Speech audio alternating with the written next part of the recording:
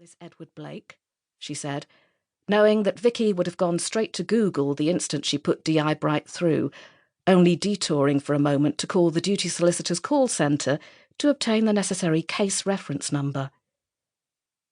Well, he doesn't seem to be your typical slasher-shooter or stabber, or suffocator, come to that. Vicky had a way with words. And you've reached that conclusion because? He's an architect/property developer with nothing suspicious about him that I could find. He's only on Instagram as far as I can tell, none of the others, and his feed comprises mainly before and after pics of the old barns and farmhouses that he's renovated or converted. Much the same for the wife, in that their accounts are more professional than personal. I guess you'd call her a promoter or agent for photographers and artists, and her posts are mainly of her clients' work. A couple of her with hubby and various friends. They both have 100 or so followers each, and it's been a few weeks since either of them uploaded anything. She has a gallery called Picture This in Chipping Sodbury, same address as her husband's office. Oh, and she's also the daughter of some distant cousin of the Beauforts, as in Dukes of. I'll send it all over before you leave. OK, Jay responded thoughtfully. Then, circling back to where she'd been before Bright's call, said, "Let me know when Perry's out of his meeting, will you? And can you dig out the toxicology report on the Felix Sanders debacle and send it to my inbox? I don't seem to have it." As Vicky saluted and returned to her desk, Jay texted her 18-year-old daughter, Livy, and husband, Tom, to let them know there was a chance she'd be late home this evening. Murder interrogations often went on into the night, and indeed for many days after that. She'd already sent the message before remembering that Tom, a Queen's Counsel and joint head of Brunel Chambers, not a stone's throw from her office, was at Plymouth Crown Court today. This meant he probably wouldn't be back much before 7 himself. Still, there was plenty in the fridge for Livy to snack on when she came in from school or dance class, or wherever she was today, and with A-levels on a close horizon, she'd no doubt spend most of the evening revising.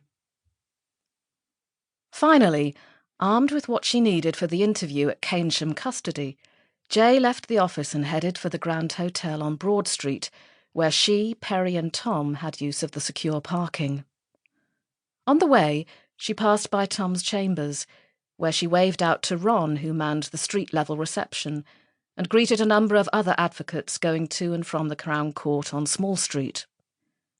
It was a dry, though dull day, with no random spurts of sunshine to brighten the cobbled alleyways that linked the narrow streets, although the entire district, from the ancient city wall to the landmark Corn Exchange, was as resplendent as ever in its proud and dubious history.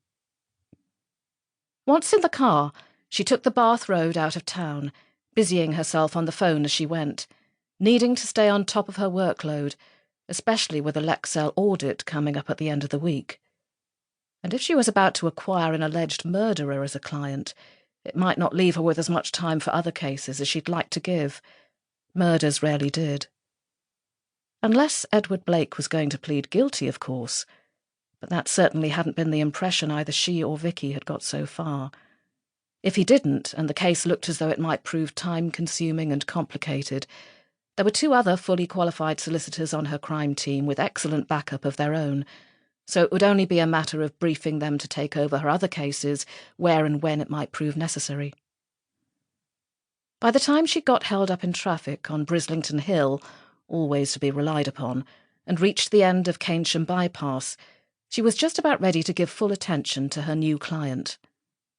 A murder of this sort, domestic, landed gentry, according to Vicky, no known history, as yet, of violence, was rare and might make a welcome change to the desperate and often dangerous individuals she usually dealt with. As she came to a stop at the police centre, her phone was ringing, and seeing it was Tom, she clicked on. "Did you finish early?" she asked. "No, the juror's just chucked up, would you believe? It's a gory case. How come you're going to be late home?" 39-year-old male accused of killing his wife. Habitual abuser? I don't think so.